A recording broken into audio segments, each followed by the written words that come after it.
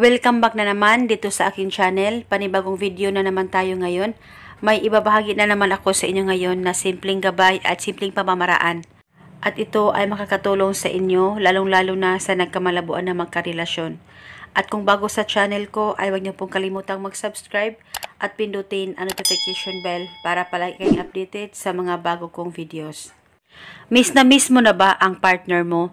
Dahil sa matagal na panahon na hindi na talaga siya nagpaparamdam sa'yo.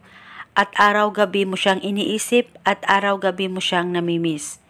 Gusto mo ba na ikaw ay maalala niya at ikaw ay mamimiss niya ng sobra-sobra gaya ng pagkamiss mo sa kanya? Yung para bang mababaliw talaga siya sa sobrang pagkamiss niya sa'yo? Gawin mo lamang itong ritual na ibabahagi ko sa inyo ngayon at dapat kayo ay palaging naniniwala sa mga ganitong pamamaraan. At pwede mong gawin itong ritual sa kahit na anong araw o oras na gusto mo. Gawin mo lamang ay isulat mo lamang sa papel ang pangalan at apelido ng target ng 3 beses, pangalan at apelido niya. At pagkatapos ay tupiin mo ang papel kahit 3 tupi at hawakan mo muna ito ng mahigpit, ipikit ang mga mata mo at pagkatapos ay sambitin mo lamang ang spell na ito. Ako ay iyong maalala at ako ay iyong mamimiss ng sobra-sobra.